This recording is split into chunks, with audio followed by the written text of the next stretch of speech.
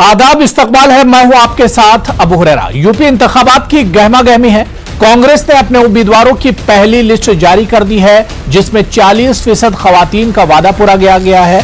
मुस्लिम उम्मीदवारों को भी खातिर खाह जगह मिली है, जबकि बीजेपी के खेमे में अभी भी लीडरों की नाराजगी और आने जाने का सिलसिला जारी है।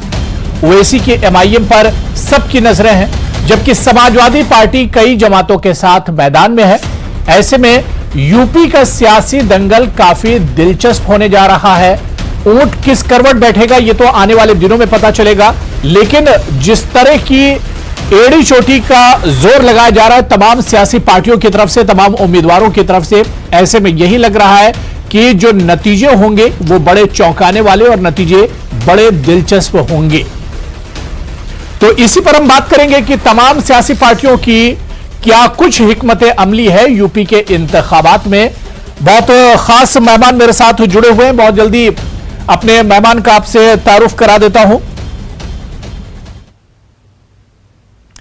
मेरे साथ आसिफ हुसैन सोहेल जी, जो कि पॉलिटिकल एनालिस्ट हैं, सियासी तज्जिया निगार हैं, डिबेट में जुड़े हुए हैं।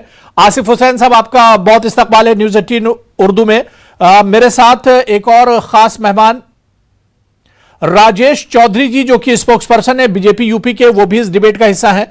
राजेश चौधरी जी, आपका भी बहुत इस्तकबाल है न्यूज़ 18 उर्दू में। मैं सबसे पहले आसिफ हुसैन सोहेल जी, क्योंकि कुछ देर में हमारे साथ समाजवादी पार्टी और कांग्रेस के जो स्पोक्सपर्सन है वो भी इस डिबेट में जुड़ेंगे। मैं आसिफ हुसैन सोहेल जी बहुत मुख्तसर में जानना चाह रहा हूं कि किस तरह से इस बार के चुनाव को आप देखते हैं। ठीक चुनाव से पहले, नामों की लिस्ट आने से पहले बीजेपी में देख रहे हैं एक भगदड़ सी मची हुई है। इसके अलावा और भी कई पार्टियां हैं जिनमें से लीडर जाके दूसरी पार्टियों में शामिल हो रहे हैं। तो इस दल बदली को किस तरह से आप देख रहे हैं? और इसके अलावा कांग्रेस की आज जो पहली लिस्ट आई है, कांग्रेस ने उसमें 40% महिलाओं को और खवातीन का जो वादा था वो उसे पूरा किया है, और मुसलमानों को भी ठीक ठाक टिकट दिए हैं। तो किस तरह से इस बार के चुनाव को देखते हैं आप? देखिए, बीजेपी का जो लीडर्स जो दूसरे पार्टी में आ रहे हैं वो भौखलाहट में है। अभी उन्हें पता चल गया है कि अवाम उनको इस बार धूल चटाएंगे। क्यों? कि नफरत की राजनीति करने की जगह नहीं है अब मुल्क के अंदर। लोग जाग चुके हैं, और खुसूसी तौर पे उत्तर प्रदेश में जो माइनॉरिटीज के ऊपर जो जुल्म हुआ है वो हर किसी को पता है। 7,500 के ऊपर मुसलमानों को मारा गया है। इंफ्रास्ट्रक्चर की बात अगर ले ले आप तो जीरो है। मेडिकल सिस्टम पूरा टोटल फेल है। योगी आदित्यनाथ अपना गोरखपुर छोड़कर अयोध्या से लड़ रहे हैं, इसलिए कि गोरखपुर में जो बच्चे मरे हैं तो उन्हें पता है वहां पर उन्हें कुछ वोट नहीं मिलने वाले।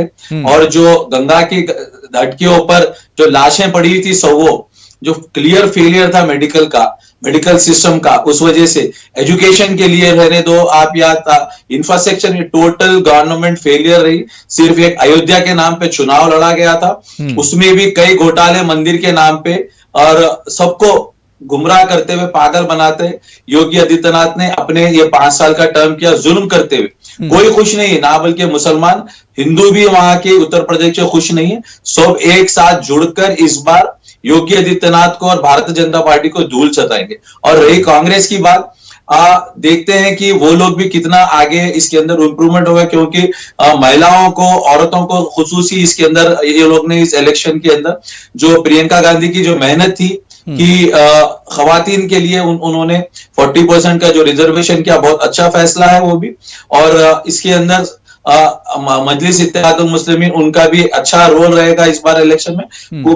ऑल टुगेदर एक लोग ने दिमाग और मन बना लिया है कि इस बार भारतीय जनता पार्टी को हटाएं। आपने बात की आसिफ साहब, एमआईएम के रोल की आपने बात की। कल ही देखिए कि एक बड़े मुस्लिम विद्वान ने, बड़े इंटेलेक्चुअल हैं, उन्होंने ओपन लेटर लिखा है असदुद्दीन ओवैसी को। उन्होंने कहा है कि तमाम सीटों पर ओवैसी न लड़े, जहां से वो जीत सकते हैं, लग रहा है कि उनकी पोजीशन अच्छी है, वहीं से लड़ा जाए। तो इस तरह का ओपन लेटर आना और इस तरह की बातचीत होना, ये क्या जाहिर करता है? नोमानी साहब की फिक्र बाजे है, मैं उनकी बहुत इज्जत करता हूं, बट देखिए असदुद्दीन ओवैसी साहब की सियासी जिंदगी और उनकी दिमाग की सारी ना बल्कि हिंदुस्तान, पूरी सारी दुनिया भर में उनके दिमाग को मानते हैं। सियासत कैसे वो करते हैं सबको पता है, लोगों को जोड़ने की सियासत होती है। काफी टाइम से मजलिस जो सो उत्तर प्रदेश के कई ग्रामीण क्षेत्रों में काम करते हुए आ रही है। उन्हें पता है कि कहाँ पे वो वहां पे मजबूत है, नहीं है, ठीक है। वो एक स्ट्रैटेजी की तरफ से एक पॉलिटिकल पार्टी है, उनको इख्तियार है उनको लड़ने का, और अवाम चाहती है। देखिए असदुद्दीन अवीसी साहब हैदराबाद से निकलकर उत्तर प्रदेश आने की वजह क्या है? वहां की अवाम की जो पुकार थी, दर्द थी, ना बल्कि मुसलमान हर वक्त के लोग ने उनको वहां पे दावत दी है, उनकी आवाज बनने के लिए, उनके तरक्कियात के लिए। तो मैं समझता हूं कि भाई सियासत के अंदर पॉलिटिकल पार्टी उन्हें पूरा इख्तियार है, और असदुद्दीन अवीसी साहब जब भी फैसला करेंगे कोई गलत फैसला नहीं करेंगे, वो अवाम के हक में रहेगा, ना बल्कि बिल्कुल जाहिर सी बात है कि जमहूरियत में चुनाव लड़ा जा सकता है और कोई भी चुनाव लड़ सकता है। किसी कोई ये कहने का हक नहीं है कि फुला पार्टी को चुनाव नहीं लड़ना चाहिए या फुला को लड़ना चाहिए, लेकिन जिस तरह से ये ओपन लेटर आया ये जाहिर करता है कि सेकुलर जमातों में कहीं ना कहीं एक इसे लेकर एक परेशानी जरूर है, कि कहीं ना कहीं एक खदशा है वोटों के तकसीम होने का। इस पर हम और आसिफ हुसैन साहब आगे बात करेंगे। राजेश चौधरी साहब भी मेरे साथ जुड़े हुए हैं। राजेश चौधरी जी, जो बात आसिफ हुसैन सोहेल जी यहां कह रहे थे कि जिस तरह से बीजेपी में पिछले 3-4 दिनों में 15 से 16 लीडर बीजेपी को छोड़कर दूसरी पार्टियों में जाकर जुड़े हैं, क्या वाकई में एक बेचैनी से है अंदर? और जो पिक्चर है असली, जो पर्दे के पीछे की जो तस्वीर है, वो एक तरह से उस हकीकत को समझ रहे हैं ये लीडर? बेचैनी है। मैं आसिफ हुसैन साहब को सुन रहा था, कौन सी पार्टी के प्रवक्ता है ये बताएंगे? मैं परिचय जानता नहीं इनको, मैं अभी नहीं, ये पॉलिटिकल एनालिस्ट है। जी जी। तब इनको सुनने के बाद मुझे लग रहा था कि हमारे जो साधु सन्यासी हैं, संत महंत हैं, देश की संस्कृति को आगे बढ़ाने वाले लोग हैं, उनके बारे में कितना जहर आसिफ साहब के मन के अंदर भरा हुआ है। एकदम आग लगाने वाली बातें बोल रहे थे, जहर उगाने, दंगा फसाद, अन्याय, अत्याचार। अरे भाई, सीए के नाम पे दंगा करोगे, लोगों की प्रॉपर्टी को यदि आसिफ आप जैसे लोग चलाएंगे तो उनके खिलाफ तो सख्त कार्रवाई योगी जी की सरकार करेगी, निश्चित रूप से करेगी, उनकी संपत्ति भी कब्जा काम करेगी।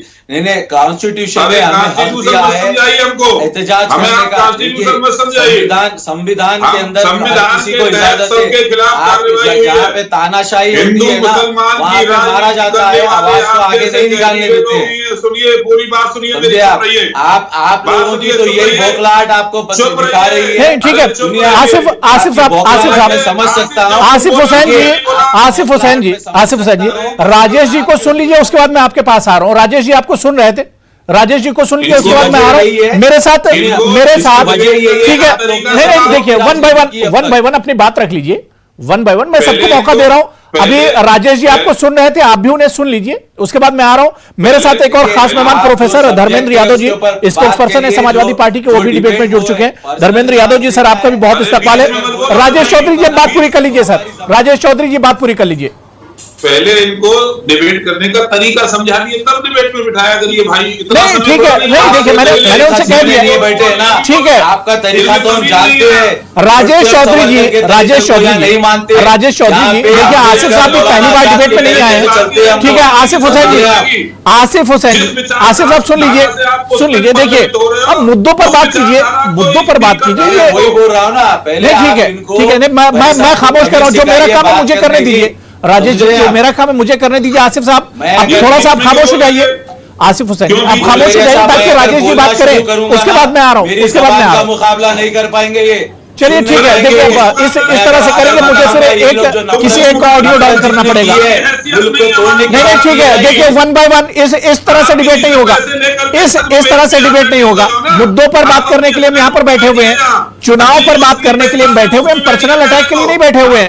एक एक करके बात कीजिए। राजेश चौधरी जी, आसिफ हुसैन जी, अगर मुझे सुन पा रहे तो एक एक करके। राजेश चौधरी जी बात पूरी कर लीजिए। आसिफ हुसैन जी, मैं आपके पास आ रहा हूं, जब बारी आएगी, जिसकी बारी आएगी वही बात करे। राजेश चौधरी जी अब मुद्दे पर आ जाइए। राजेश चौधरी जी अब मुद्दे पर आ जाइए। राजेश चौधरी जी अब मुद्दे पर सर आ जाइए जी। देखिए, ये जो विचारधारा है ना, इसी से तो लड़ाई है हमारी। जो दंगा कराना चाहती है, जो फसाद कराना चाहती है, मुसलमानों की बात कर रहे हैं ना। इन्होंने क्या किया है मुसलमानों को? भारतीय जनता पार्टी की सरकार तो 5 साल से आई है यूपी के अंदर। क्यों उनके अंदर सबसे शिक्षा का वो है क्यों उसको मुसलमान का बेटा कंप्यूटर नहीं पढ़ सकता, मदरसे में जाकर के क्यों पढ़ेगा जी? क्यों पिछड़े हुए हैं वो?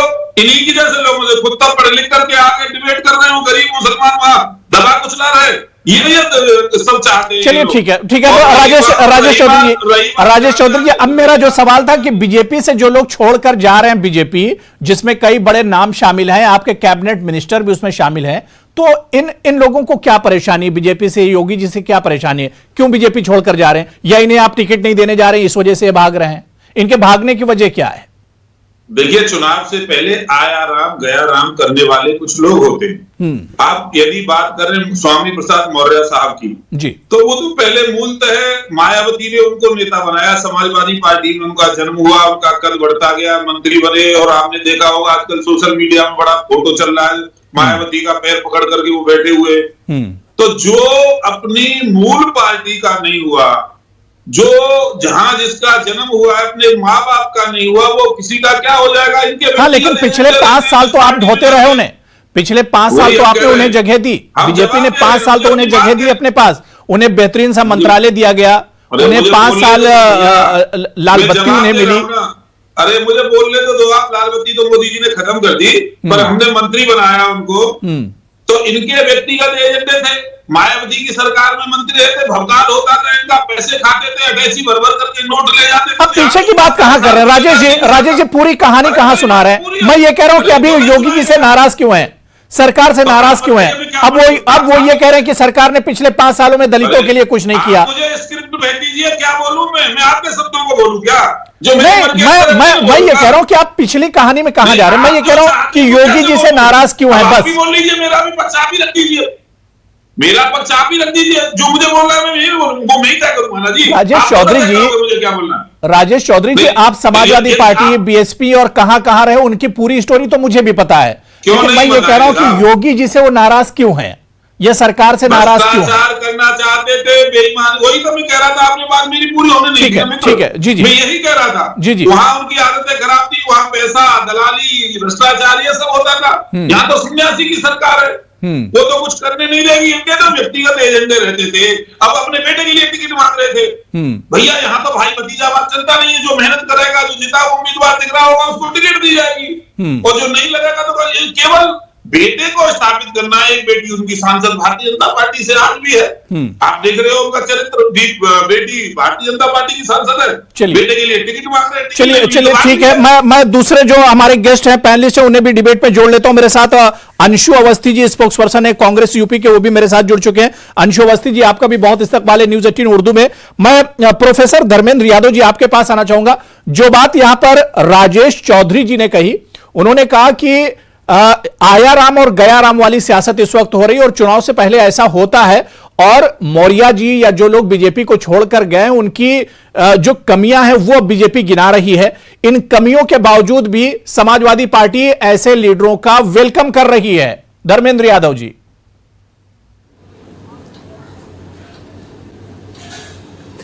देखिए अबू जी, चौधरी साहब का व्याकुल होना जायज है, और जब किसी सरकार के 3 कैबिनेट मंत्री इस्तीफा दे दें तो ये अपनी कमियों को दूसरे पे थोपने का एक नया तरीका ढूंढ के लाए हैं कि वो बेईमान थे, ये करते थे, वो करते थे, और उनको गाली देने से इनकी नाकामियां तो नहीं छुप जाएंगी। अगर आपके गाड़ी के 4 पहिए हैं और 4 पहिए में एक पहिया आप बता रहे बेकार है, तो 5 साल तक आपने जनता का नुकसान क्यों किया, उसका जवाब कौन देगा? अगर आपके लिए बेकार थे तो आपने एक कैबिनेट मंत्री बनाया, इसका मतलब 4 साल तक जनता का नुकसान हुआ। असल प्रॉब्लम भारतीय जनता पार्टी की यह है कि ये पिछड़ी जातियों की विरोधी पार्टी है। पिछड़ी जातियों का वोट लेने के लिए वो कुछ न कुछ करती रहती है। ये पैर छूने की बात बता रहे थे, पैर छूने की बात मैं बता दूं, स्वतंत्र देव सिंह ने योगी आदित्यनाथ का पैर छुआ था, अभी थोड़े दिन पहले की बात है। अभी इनके पार्टी में ही जो हमारे डिप्टी सीएम है वो स्टूल मंत्री है, स्टूल पे बैठते हैं, वो लकड़ी के स्टूल पे बैठते हैं। वो इसलिए बैठते हैं ताकि उस स्टूल को आराम से धोया जा सके। अगर सोफे बैठ जाएंगे, सोफा ड्राई क्लीन करवाना पड़ जाएगा। तो जो पिछड़ों के प्रति इनकी गंदी मानसिकता है उसका एक सूचक है। देखिए अभी क्या क्या बोल दिए स्वामी प्रसाद मौर्य को, इनके कैबिनेट के मंत्री हैं, इनके कहते नहीं साझीदार थे, अपने साथियों के साथ इस तरह से बोला जाना, दारा सिंह साहब के बारे में ऐसे बोलना, धर्म सिंह सैनी जी के बारे में बोलना। आप मुझे बता दीजिए पूरे कैबिनेट में जो पिछड़ी जाति के मंत्री थे, जो पिछड़ी जाति के विधायक थे, जो दलित विधायक थे, जो दलित मंत्री हैं, जो दलित कैबिनेट मंत्री हैं, आखिर वही लोग क्यों बाहर आ रहे हैं? वो इसलिए आ रहे हैं कि उनकी बात सुनी नहीं गई और उनको जो जब लिया गया था तो भागीदारी की बात कही गई थी, सामाजिक न्याय की बात कही गई थी। अब वो सामाजिक न्याय नदारत हो गया 5 साल तक। हमारे जो मुख्यमंत्री हैं योगी आदित्यनाथ जी, वो 4 साल 10 महीने तक तो राजपूत रहते हैं, ठाकुर रहते हैं, 2 महीने जब चुनाव बचता है तो हिंदू हो जाते हैं। आज उत्तर प्रदेश की स्थिति ये है। ठीक है, मैं इसमें राजेश चौधरी जी से मैं जवाब लूंगा, लेकिन मैं अंशु अवस्थी जी को भी डिबेट में जोड़ लेता हूं। बहुत देर से वेट कर रहे हैं और शायद रास्ते में है, गाड़ी पर है। अंशु अवस्थी जी, कांग्रेस की यूपी में पहली जो लिस्ट है वो जारी हो गई और प्रियंका गांधी ने जो वादा किया था कि 40% महिलाओं को टिकट दिया जाएगा, वो वादा भी पूरा हुआ है। और इसके अलावा अगर देखा जाए तो ठीक ठाक मुस्लिम जो चेहरे हैं वो भी इसमें शामिल किए गए हैं। अंशु अवस्थी जी मुझे सुन पा रहे हैं? चलिए ठीक है, मैं आसिफ हुसैन सोहेल जी आपके पास आना चाहूंगा। आसिफ हुसैन जी, किस तरह से आप देखते हैं मुस्लिम पॉलिटिक्स की? अगर हम बात करें, असदुद्दीन ओवैसी के एंट्री यूपी में हुई, 2017 में गए थे, इतनी मजबूती से चुनाव नहीं लड़ा था, लेकिन इस बार वो काफी मजबूती के साथ चुनाव लड़ रहे हैं। ओवैसी फैक्टर को किस तरह से देखते हैं आप? देखिए, मैंने आपको पहले भी कई डिबेटों में बताया, अभी भी वही बोल रहा हूं। ओवैसी साहब उत्तर प्रदेश जाने की वजह क्या है? वहां की आवाज, अवाम की पुकार हैदराबाद तक आई, उनकी तकलीफ थी। वो लोग को आज हमारी लड़ाई चुनाव की नहीं है, हिस्सेदारी की लड़ाई है। हम इस मुल्क के अंदर 2 नंबर के शहरी नहीं है। हम पर जो जुल्म होता गया है, मुसलमानों पर, खवातीन के ऊपर और बैकवर्ड क्लास के लोगों के ऊपर, इसको सिर्फ वोट बैंक कैसा इस्तेमाल, आज हमारी हिस्सेदारी के लिए हम लड़ रहे हैं। और हिस्सेदारी की आवाज असदुद्दीन ओवैसी हैदराबाद से ना बल्कि उत्तर प्रदेश, पूरे मुल्क भर में ये हिस्सेदारी की लड़ाई को असदुद्दीन ओवैसी लीड करेंगे, क्योंकि आवाम चाहती है ये। क्यों उनके ऊपर जो जुल्म हुआ, देखिए ना, नौकरी की बात करिए, ये अभी जो साहब ने इतना जो आवाज से पुकार के बता रहे, देखिए आवाज करने से कुछ नहीं होता। अगर बोलना शुरू करूंगा ना तो ये मेरी जबान का मुकाबला नहीं कर पाएंगे। मैं अभी भी बोल रहा हूं, चुनाव आप जो करें मुद्दों पर लड़े। अगर आपने तालीम के लिए कुछ काम किया तो आप बताइए, आप इंफ्रास्ट्रक्चर के लिए काम किया तो आपने बताइए, मेडिकल सिस्टम फेलियर हुआ आपका, इंफ्रास्ट्रक्चर, सिर्फ आप अयोध्या के नाम पे चुनाव लड़के लोगों को, ना बल्कि मुसलमान हिंदुओं को भी आप बेवकूफ बनाए और उसके अंदर भी आप कई घोटाले हो रहे हैं। आज ये वजह से सारे जो मंत्री वापस आने की वजह यही है, क्योंकि आवाम उनसे सवाल कर रही है। आज इनको गाली दे रहे हैं, कल तक इनके पास ये लोग ही बैठ के इनके बाजू फोटो खिंचाते थे, ये लोग ही वो लोग को कड़वा पिनाए, ठीक है, ये सब उनके पैर पड़ते रहे, आज उनको गाली दे रहे। ये लोग का एक अस्तित्व है, एक कल्चर है वहां पे। तो इस बार पब्लिक एक अपना दिमाग ये चीज देखिए, तमाम पार्टियों के लीडर पार्टी छोड़कर जा रहे हैं और दूसरी पार्टियों में शामिल हो रहे हैं। ऐसा नहीं कि कांग्रेस पार्टी से लोग नहीं निकले, समाजवादी पार्टी से नहीं निकले या बीएसपी से नहीं निकले, सारी पार्टियों से जो अपने लीडरशिप से नाराज हो पार्टी छोड़ ले, और वही हाल बीजेपी का भी है। मैं राजेश चौधरी जी आपके पास आना चाहूंगा। राजेश चौधरी जी, मोदी जी का जो नारा है कि सबका साथ, सबका विकास और सबका विश्वास, क्या यूपी के चुनाव में और इस बार के चुनाव में हम यह मानकर चलें कि बीजेपी मुस्लिम उम्मीदवारों को भी मौका देगी? कांग्रेस की जो लिस्ट आई है उसमें ठीक ठाक मुस्लिम उम्मीदवारों के नाम आए हैं। देखिए, मैं आपकी बात का जवाब दूंगा, थोड़ा मुझे समय दिया जाए। जी बिल्कुल। आसिफ भाई ने भी बात रखी। आसिफ भाई बात कर रहे थे हिस्सेदारी की। हमारी जो लड़ाई है ना, इसी विचारधारा से है। हिस्सेदारी किस बात की भाई? जब कोई योजना लागू होगी तो सबके लिए लागू होगी ना। आप 1946 और 1945 के पीछे जाएंगे तो जिन्ना इसी भाषा को इस्तेमाल करते थे कि मुझे मेरी हिस्सेदारी चाहिए। आप ध्यान करिए, जब सबका साथ, सबका विकास, सबका विश्वास का नारा केंद्र की सरकार का है, उसी नारे को आगे उत्तर प्रदेश की सरकार बढ़ा रही है। उज्ज्वला योजना लागू हुई तो हिंदू मुसलमान देकर के सिलेंडर नहीं दिया गया है। आरोग्य योजना लागू हुई है, आयुष्मान योजना लागू हुई है तो छांट करके नहीं दिया गया है। सरकार की योजना हर भारतवासी के लिए, चाहे वो हिंदू है, चाहे वो मुसलमान है, चाहे ईसाई है, चाहे वो सिख है। ये जो बंटवारे की भाषा है ना, यही खतरनाक है हमारे देश के लिए। यदि हम बंटवारे की बात करें, धर्म के आधार पर यदि हम लीडरशिप देंगे, आप लीडरशिप देंगे, मुसलमानों को लीडरशिप देंगे? मैं आ रहा हूं उसमें से, मुझे अपनी बात कहने दीजिए, मैं आ रहा हूं। यदि आप हिस्सेदारी की बात करते हैं तो देश का बंटवारा तो धर्म के आधार पर ही हुआ था। मुसलमानों ने मांगा था पाकिस्तान, तो मिल गया, तो आसिफ भाई का हिस्सा तो पाकिस्तान चला गया, इनका हिस्सा तो पाकिस्तान चला गया। वहां जाकर के हिस्सा मांगे, कभी जाकर के कहें इमरान खान से कि भाई मुसलमानों के लिए पाकिस्तान बना, तो मैं भी मुसलमान हूं, मेरे पूर्वजों का भी हिस्सा पाकिस्तान में होगा। यदि हिस्सेदारी की धर्म के आधार पर बात करते हैं तो ये बात यहाँ, यानी जितने मुसलमान हैं राजेश चौधरी जी, जितने मुसलमान है वो सब उनकी जगह हिंदुस्तान में नहीं, वो सब पाकिस्तानी है। आपके कहने का मतलब ये है? नहीं, मेरा मतलब ये नहीं है कहने का। आप मेरी बात को तोड़िए मत। एम्बेसिडर है आप साहब, आप पाकिस्तान के ब्रांड एम्बेसिडर है आप, आपके प्रधानमंत्री बिरयानी खाते हैं, फिर आप पाकिस्तान को गाली दे रहे हैं। आपने क्यों नहीं बोला जब मोदी जी ने जाके बिरयानी खाई पाकिस्तान में, जब हमारे जवानों को सरहद के ऊपर मारा गया, वो टाइम पे जाके बिरयानी खाते हैं यहाँ पे आप? फिर मोदी साहब ये इनको फिर बोलने लगे, देखो बीच में जब इनका नंबर आया बोले ना भाई। चलिए ठीक है, ठीक है, ठीक है। राजेश चौधरी जी, एक लीडरशिप आपने कहा था, मैं जवाब दे रहा हूं, मुस्लिम लीडरशिप, मुसलमानों को टिकट बीजेपी देने जा रही है इस बार, बस ये छोटा सा जवाब की बात रही। देखो बीजेपी सर्व समाज की पार्टी है, सभी। मैं धर्मेंद्र यादव जी आ रहा हूं उसके बाद जी। जिताऊ उम्मीदवार जो होगा उसको हम टिकट देंगे, हम तो टिकट नहीं देते, उसके बाद भी एमएलसी। मोहसिन रजा आपका बड़ा नाम है ना, मोहसिन रजा साहब, मोहसिन रजा साहब को क्या टिकट मिलेगा इस बार? अरे वो तो एमएलसी है भैया, मिनिस्टर है सरकार में, फिर दोबारा से बनेगा, कौन बड़ी बात है इसमें? इसमें कौन सी बड़ी बात है? देखिए ना, हमने जो है जफर इस्माइल को राजस्थान भेजा, वो राज्यसभा भेजा कि नहीं भेजा? भाई जो हमारा कार्यकर्ता है, जो जिताऊ उम्मीदवार है, उसको टिकट देंगे। हिंदू, ठीक है, 403 सीटों में इस बार देखना है कि बीजेपी को कोई मुसलमान जिताऊ चेहरा नजर आता है या नहीं। प्रोफेसर धर्मेंद्र यादव जी, आप कुछ कहना चाह रहे हैं जी? धर्मेंद्र यादव जी। अबू जी, मेरी गुजारिश ये है कि जो आपका असल मुद्दा है, मुद्दे पे बात हो तो जी, मेरी गुजारिश ये है सभी से कि जो असल मुद्दा है आज उस पर बात हो तो ज्यादा बेहतर है। अगर यहाँ की बात करके आप कहीं दूसरे जगह की बात करना शुरू कर दें तो वो उचित नहीं होगा। नहीं, ठीक आज जो उत्तर प्रदेश की आवाम की जरूरत है उस पर बात होने की आवश्यकता है। भारतीय जनता पार्टी की सरकार पूरी तरह से फेल हुई है, रोजगार देने में फेल हुई है, और जो इनके मंत्री निकल के जा रहे थे, एक तो होता है साधारण विधायक कोई पार्टी छोड़ दे, एक होता है कि कैबिनेट मंत्री पार्टी छोड़ दे, वो भी एक नहीं, दो नहीं, तीन छोड़ दे। तो इसका मतलब आप समझिए कि इस बार योगी सरकार की पूरी कैबिनेट खाली होने वाली है, इसका अंदेशा और पिछले 3-4 दिन के डेवलपमेंट से आपको पता चल गया होगा। कल ही अभी मकर संक्रांति है, मकर संक्रांति के बाद की जो क्रांति आएगी, भारतीय जनता पार्टी उस क्रांति में बह जाएगी। और मैं कह रहा हूं कि लोगों ने एक कहावत सुनी थी कि डूबते जहाज से लोग निकल के बाहर जाते हैं।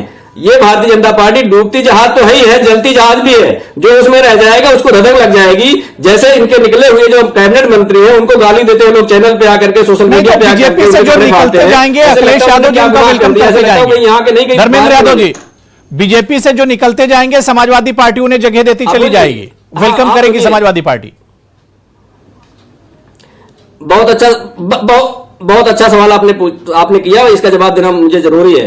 अभी आपने देखा होगा कि जिन मंत्रियों ने, कैबिनेट मंत्रियों ने इस्तीफा दिया है योगी कैबिनेट से, उसमें एक आपने समान बात सुनी होगी अपने इस्तीफे में, जो लिखा हुआ है कि सामाजिक न्याय नहीं हो रहा था, पिछड़ों का वहां पे सुनवाई नहीं हो रही थी, पिछड़ों के साथ अन्याय हो रहा था, पिछड़ों की बात नहीं सुनी जा रही थी, दलितों की बात नहीं सुनी जा रही थी। हम इस वजह से पार्टी छोड़ के आ रहे हैं, और अगर हमें समाजवादी पार्टी एक भी टिकट ना दे फिर भी हम भारतीय जनता पार्टी को हराने के लिए अखिलेश यादव जी के और माननीय पूर्व मुख्यमंत्री श्री अखिलेश यादव जी के साथ है।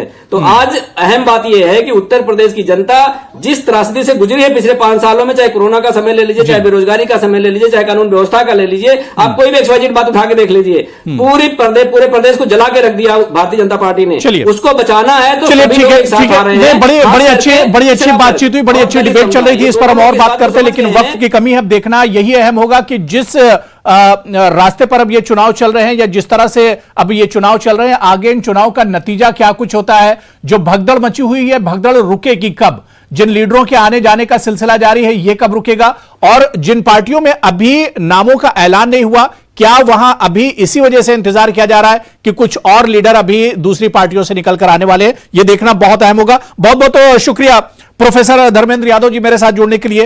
राजेश चौधरी साहब आपका भी बहुत बहुत शुक्रिया, और आसिफ हुसैन सोहेल जी सभी का बहुत बहुत शुक्रिया इस डिबेट में जुड़ने के लिए। आदाब।